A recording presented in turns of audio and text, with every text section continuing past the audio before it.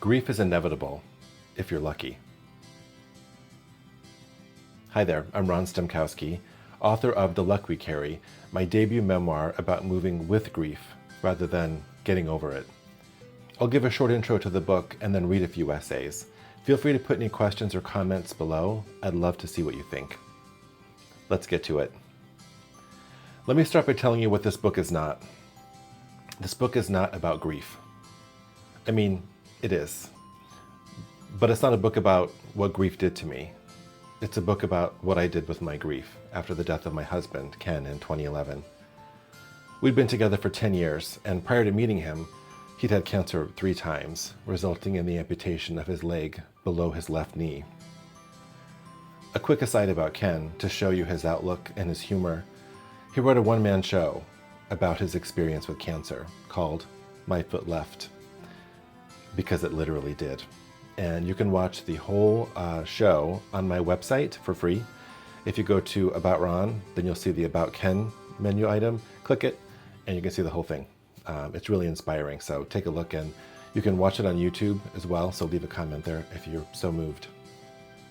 Ken was re-diagnosed in 2009, and after surgery, chemo, and radiation, he died in June of 2011. But I'd waited 33 years to find him. He was the epitome of everything I'd ever hoped for in a partner, and so much more. So I refused to let his death ruin our relationship. Here's what I've learned about grief. We've done a terrible job marketing it. The branding is awful. The imagery is bleak. The messaging is basically, something will destroy you, then you'll be sad forever. Nobody's buying that. Nobody wants to buy that, and I couldn't buy that. And yet, of course, grief is one of the most universal human experiences there is. Every single person that you know has either been through it, is in it right now, or is going to be. And that's not pessimism. That's just the math of loving people. And that's the thing that nobody says out loud. Grief is the math of loving people. It's rooted in love. You don't get one without the other. They're not opposites. They're the same coin, just different sides. Every person you've ever loved deeply has handed you, along with that love, the possibility of grief. That's not a flaw in the system. That's the whole system. So I wrote a book to rebrand it. Kind of. At least my version of it. The Luck We Carry is a memoir about love, loss, and the messy, beautiful work of rebuilding a life that still includes the person who died.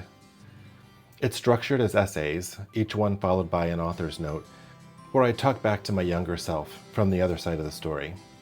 And the argument running underneath all of it is this. Grief is not your enemy. It never was. It's been mislabeled, misunderstood, and wildly misrepresented, mostly by people who'd rather not think about it until they had no choice. And I completely understand that. Grief is that guy who shows up at your party and you know things aren't going to be great. I'm not saying that when grief arrives, you throw open the door and celebrate its arrival.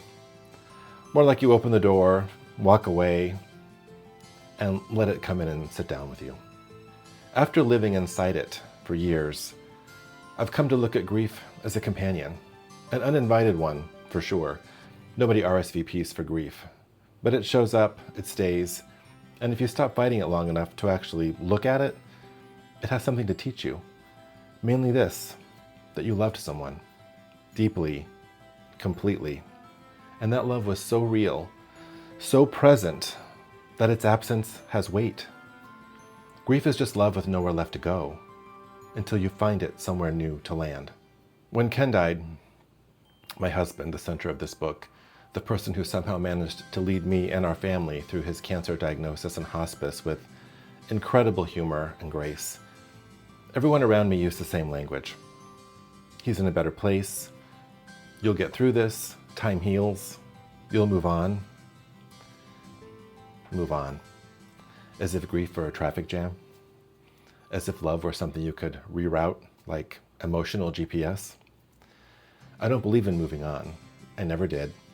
What I believe in, and what the book is built on, is moving with grief, moving with memory, moving with the version of yourself that got cracked open by loss and is still somehow finding its way forward. The difference sounds small, but it isn't. Humans are emotional beings of contrast. You can't fully experience joy without having known sorrow. You can't understand what love costs until you paid the price of losing it. That's not a dark thought. It's actually a hopeful one. Because it means that grief, in its own strange way, is evidence. Evidence that something real happened, that someone mattered, that you were chosen and changed by them, and that change was worth it. Ken changed me completely. His love expanded what I thought I was capable of feeling, and his death expanded what I thought I was capable of surviving. I didn't know either of those things before him. I only knew them because of him. Both of them, the love and the grief together. You can't separate them. So I've stopped trying. Moving on implies that you leave something behind. Moving with means you bring it. Ken is on every page of my book. Not as a ghost, not as a wound, but as a presence. His humor, his fearlessness, the way he could detach his prosthetic leg at a bar to make a joke and somehow make it look like the most charming thing you've ever seen. Which actually brings us closer to the first reading. The book opens up with love, deliberately, because I think we've gotten the order wrong when we talk about grief memoir. We lead with loss, we lead with absence, and then we ask readers to care about something they've never met. I wanted to flip that. If grief and love are two sides of the same coin, then you need to feel the love first. You need to meet Ken the way I met Ken, in a bar on a cold Chicago night, completely unprepared for what was about to happen to me. You need to understand what was at stake before you can understand what was lost. And more importantly, to understand what was never lost at all.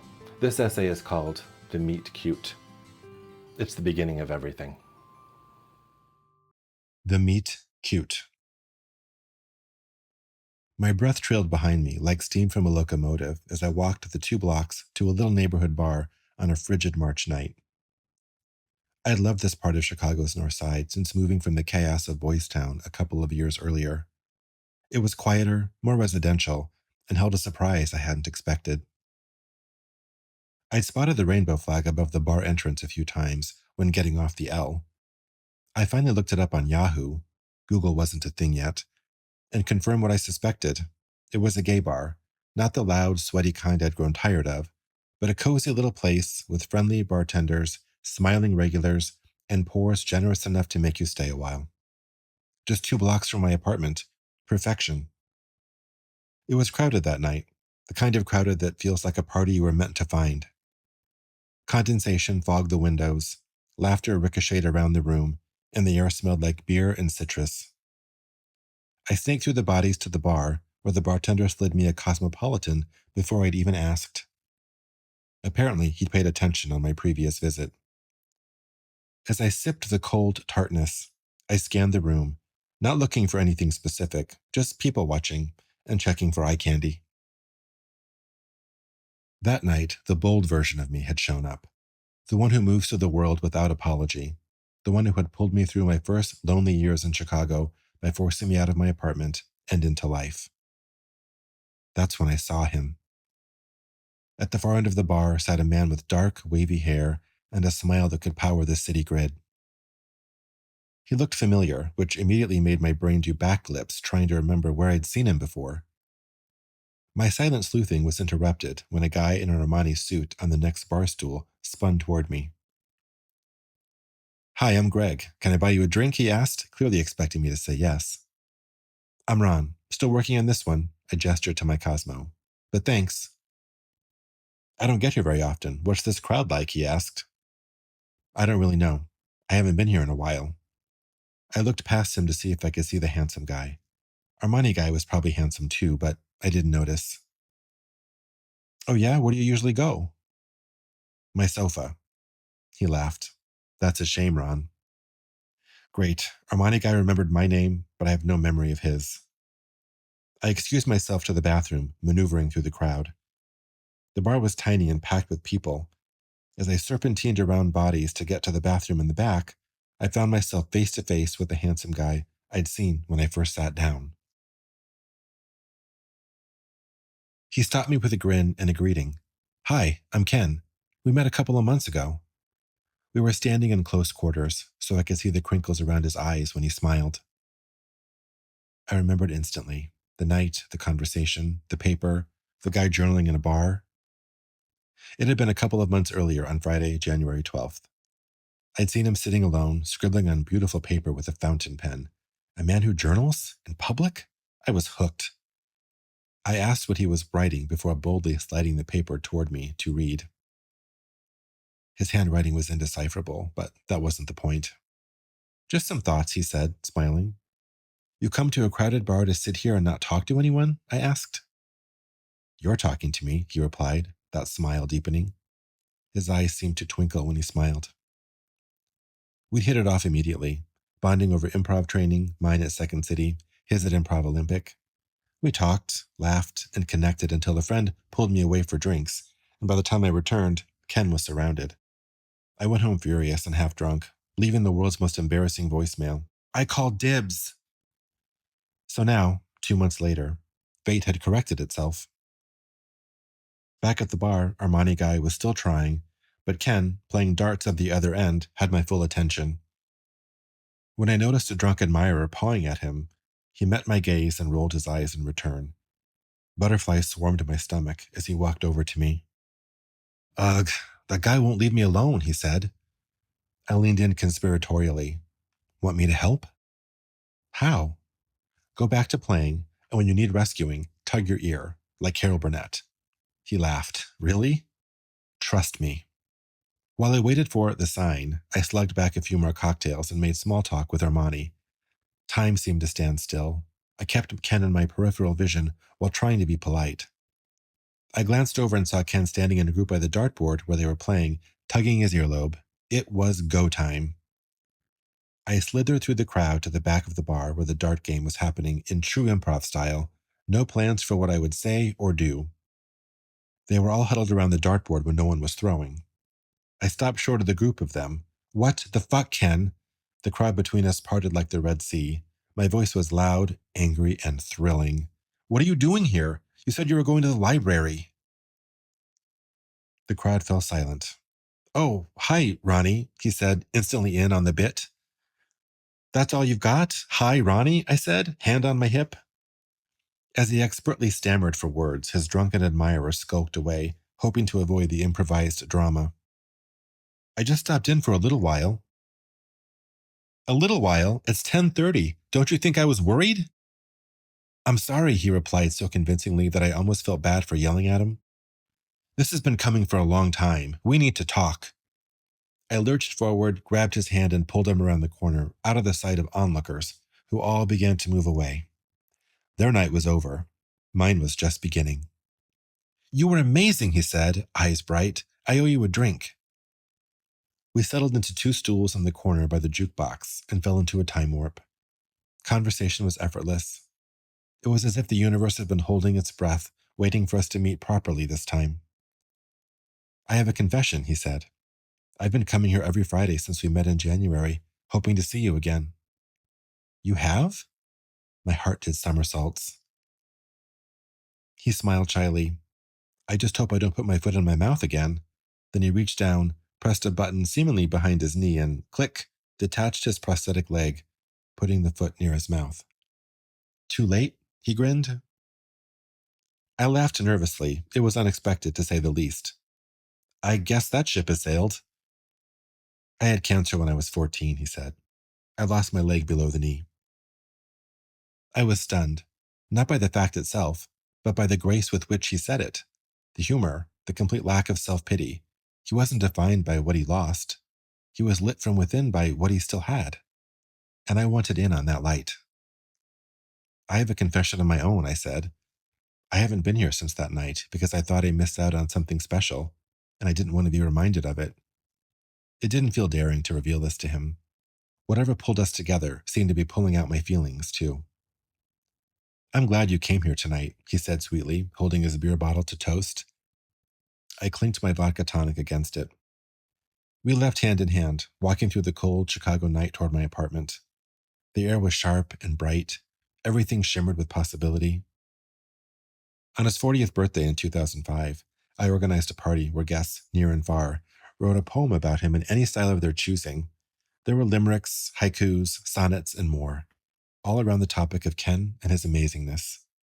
Mine immortalized that night of our first meeting.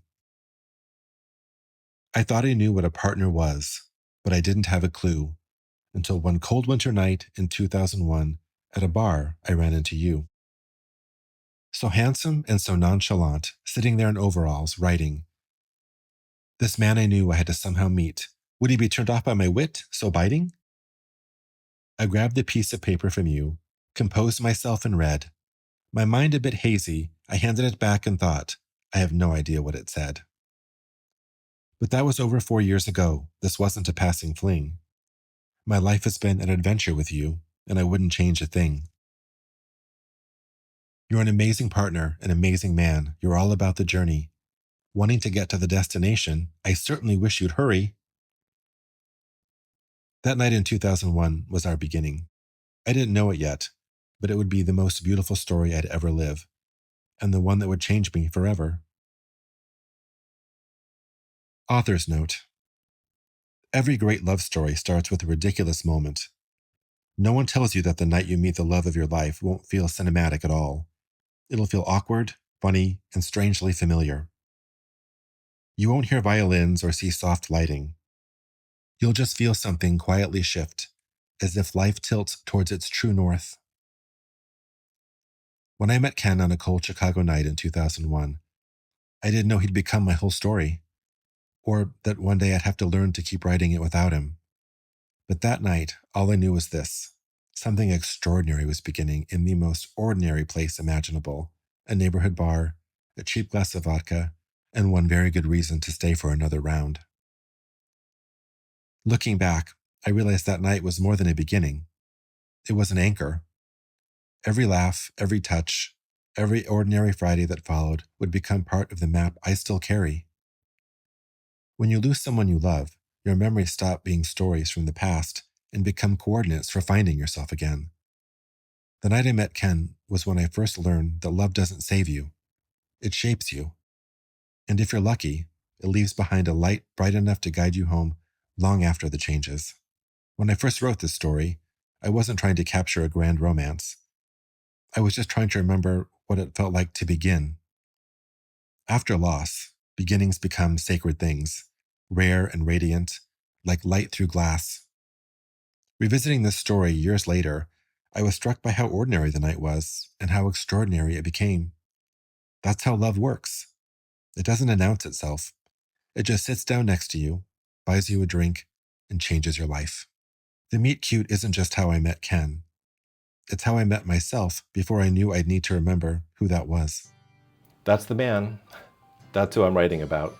That's who I lost, and more importantly, that's who I'm still carrying. Ken and I had 10 years together, 10 extraordinary, ordinary, irreplaceable years. And then he got sick, and then he died. And then I was alone in our apartment, trying to figure out what to do with a life that had been built for two. What you do, it turns out, is make a lot of mistakes. Some of them involving Ambien. The next essay is called Vampires Have Been Here. It takes place 4 months after Ken died. And I want to be clear up front. I'm not proud of this story, but I'm extremely grateful it happened because it taught me something I could have never learned any other way. Grief does not reward performance. It'll wait until you're honest. Vampires Have Been Here. I woke up on October 1st, 2011, with one hell of a hangover. Actually, it was a hangover plus. The night before, I'd gone to see 50-50, the movie where Joseph Gordon-Levitt, who plays a young guy with cancer, and Seth Rogen, who plays his best friend. I figured Seth Rogen would make the topic palatable. What could go wrong? It had only been 4 months since Ken died, so in hindsight, it was a terrible idea. But I wanted to be okay, desperately, prematurely okay. It seemed like something Ken and I would have gone to see together, so I went alone. At the historic Davis Theater in Lincoln Square, I felt awkward surrounded by couples. I couldn't remember the last time I saw a movie, but undoubtedly it had been with Ken. But I texted my sister-in-law, Katie, who was my familiar cheerleader, and posted on Facebook to prove that I was out in the world. Progress, right? The movie was actually good. I left feeling smugly triumphant, walking home under a pink sky, convinced I just had a breakthrough. Ken would have been proud. Back home, I celebrated in my favorite way, with a frozen Red Baron pizza, a few glasses of wine, and comfort TV, probably something nostalgic like The Bionic Woman or Charlie's Angels. Gems from a childhood that didn't know anything about grief or loss. Then I popped an Ambien so I could get to bed early. Sleep had been elusive since Ken's death, so I'd gotten a prescription from my doctor for this miracle pill that was supposed to solve my problem. Except it was the cause of most of them, especially this one because I discovered a little secret. If you take it and stay awake, you drift into a euphoric, floaty space where feelings can't quite reach you. Harmless enough, I thought, for someone who had experienced more feelings than I appreciated in the last few years. While I was getting ready for bed, my mother-in-law called. She wanted to know how the movie was because when we last spoke, I told her I'd be walking down the street to see it. We talked for a while, two people still on the inside of grief, trying to coach each other through. She told me she was joining a grief group, inspired by my doing the same. I was proud of her. I didn't tell her mine wasn't going well. The next morning, I woke up groggy, my head pounding, stomach sloshing. I scrolled through my phone and froze at a text I'd sent the night before to my friend Mindy. Vampires have been here. Cue full body cringe. Flashes came back. I genuinely believed vampires had already been in my apartment and were returning to come back in again. My addled brain thought it made sense to text Mindy, to warn her, to let her know that I was fighting a supernatural battle I might not win. She had kindly humored me. Everyone handled me gently at the time, knowing I was fragile. But the embarrassment wasn't the worst part. The worst part was realizing how far from okay I really was, and that someone else might know it. In my mind, I still represented Ken. If I fell apart, it reflected poorly on him. Desperate for normalcy, I dragged myself out of bed, downed coffee, and walked to the paper source to buy Christmas cards. Ken and I had always made our own, but I still couldn't face that. Still, I wanted something familiar. Halfway home on the walk, Mindy had called and texted me several times, but I couldn't answer. I was falling into a dark hole of realization that I wasn't exceptional in my grief. You sounded fine when we talked, her most recent text read. We talked? I had no memory of that. But sure enough, there it was in my call log, a 40-minute phone call, plus an email with a home protection spell I'd apparently performed to keep the vampires out. It involved herbs and intention. Somewhere between Ambien and Cabernet, I'd become a witch. No hate for the witches out there because I performed it like I needed it. That night, what I thought was progress turned out to be another kind of reckoning, a reminder that healing can't be fast-forwarded. I wanted to be fine. Grief wanted me to be honest. When Mindy visited later, she teased, I thought maybe you were just in tune with otherworldly stuff. You thought it was normal that I believe vampires had been in my house? I said, laughing so hard I fell back on the couch. Maybe you were a sensitive. Your metaphysical defenses were low. She was working overtime to give to me as much slack as possible. Oh, they were low all right, I said. Low to the mixture of drugs and alcohol. I checked the photos on my phone. Turns out I even went out for a drink that night, too. She gasped. Where? The bar where Ken and I met. I didn't remember much, just flashes. Pretty sure I only had one drink there and went home. Pretty sure? Luckily, I'll never know what I said or who I saw. Take that, grief. I took the Ambien that caused so much supernaturally fueled chaos and used it to my advantage. Author's note. In the early months after Ken died, I mistook movement for healing.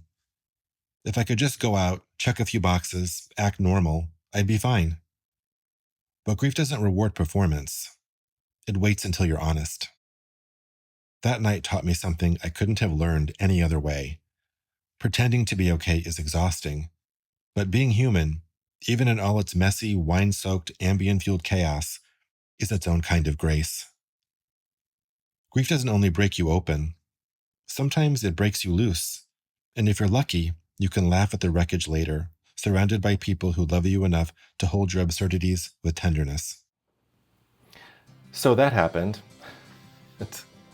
What I didn't understand that night, what took me years to understand actually, is that I wasn't failing at grief. I was just new at it. I thought healing was something you could perform your way into.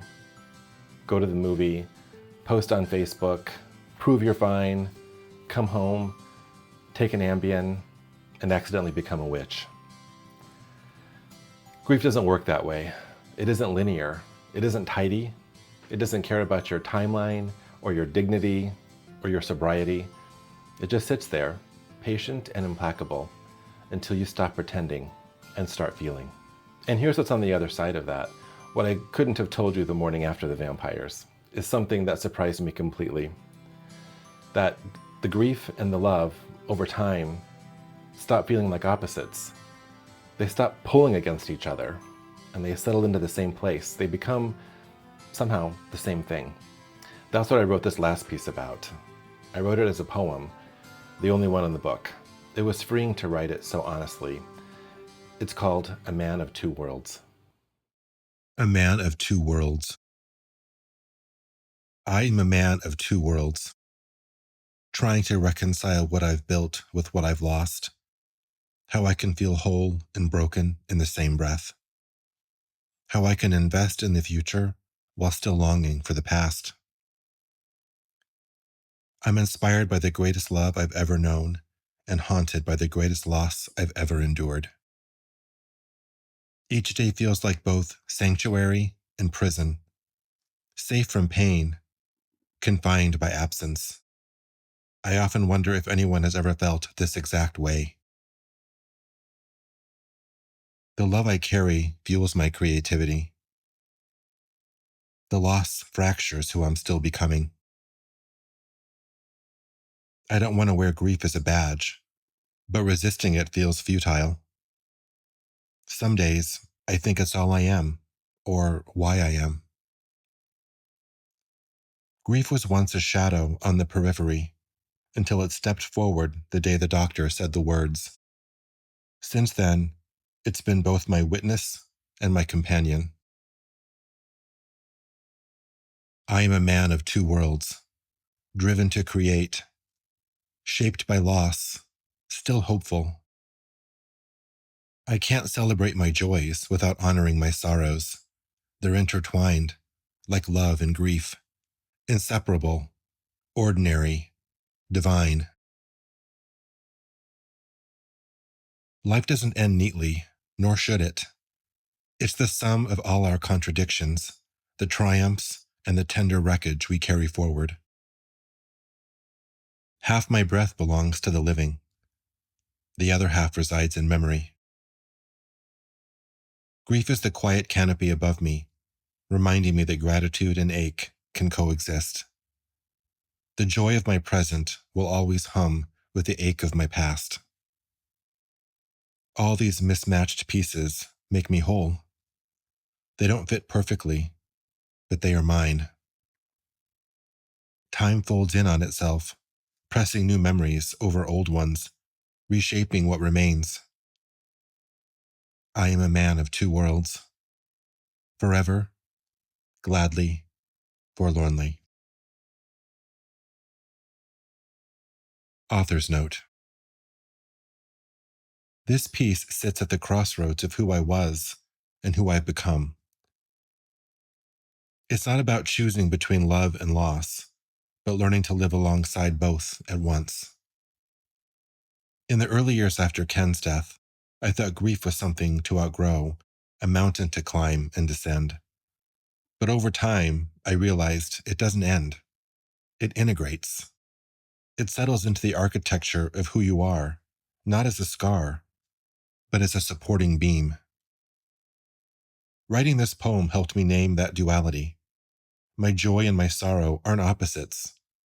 They coexist, braided together through memory and meaning. Every success carries his echo. Every quiet moment carries his absence. But that's not tragedy. It's continuity. The love that once grounded me now moves through me, shaping how I create, connect, and see the world. I am, and will always be, a man of two worlds. And I've learned that's not something to fix. It's something to honor. I am a man of two worlds, forever, gladly, forlornly. That's where I landed, not resolved, not healed in the way the self-help section promises, but whole in the way that only happens when you stop trying to separate the broken pieces from the intact ones and just accept that they're all yours. The joy and the sorrow, the love and the grief, two sides of the same coin. That's what I want you to walk away from this with today. 3 things. First one, grief is allowed to be reframed. You don't have to carry it the way it was handed to you. Culture gives us a very narrow script for loss. Suffer quietly, recover on schedule, don't make it weird at dinner. I'm here to tell you that script is optional, and in fact, I tore mine up. You should too. Ken planned his own memorial. He called it a soiree. He had opinions about the art installations. That's not denial, that's authorship. You are allowed to be the author of your own grief. And here's the secret underneath all of that. When you reframe the grief, you're also reframing the love. You're saying, this mattered enough to carry forward. That's not sadness, that's devotion. You can read more about it in the essay called Planning the Soiree of a Lifetime. Second, you are not alone in this, and writing is one of the most powerful ways I know how to remember that. When Ken was in the hospital before coming home for hospice, I wrote a hopeful letter to myself from the future. I didn't believe a word of it, but I wrote it anyway, because the act of imagining healing before it exists is its own kind of faith. Writing let me hold both sides of the coin at once, the love I was terrified of losing and the grief I didn't know how to survive. On the page, they could coexist. They didn't have to cancel each other out. If you journal, keep journaling. And if you don't, consider starting. Not because it fixes anything, because it keeps you honest with yourself when everything else is just noise.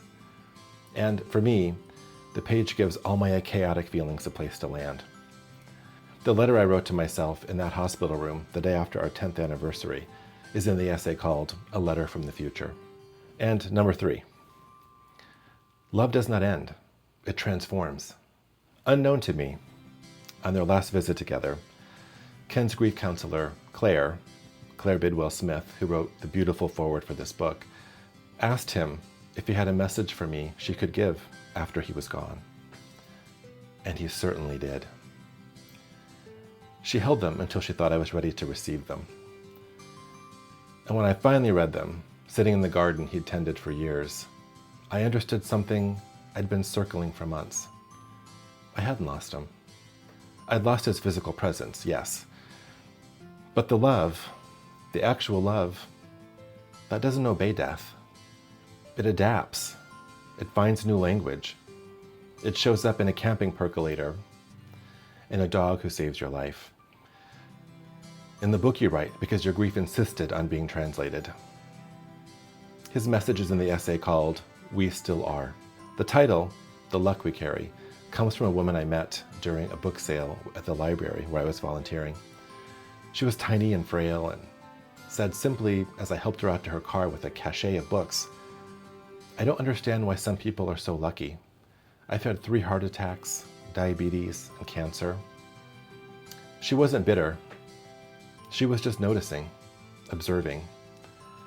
And I thought about our interaction for a long time, because I used to think that luck meant being spared.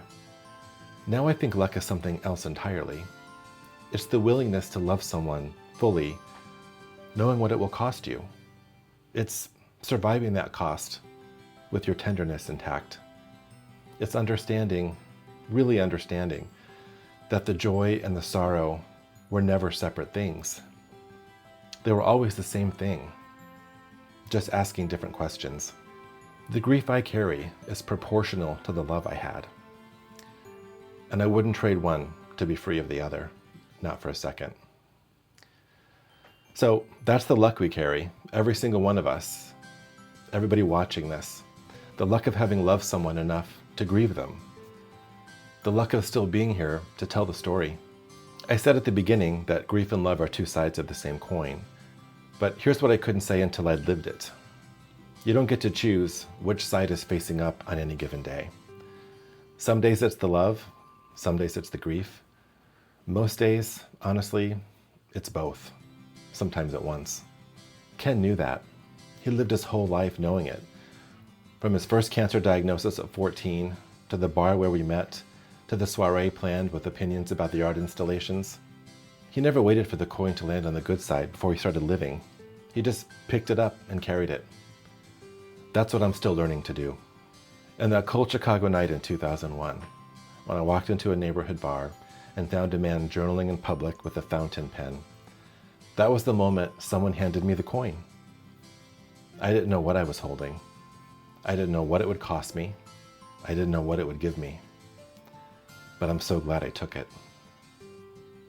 Thank you.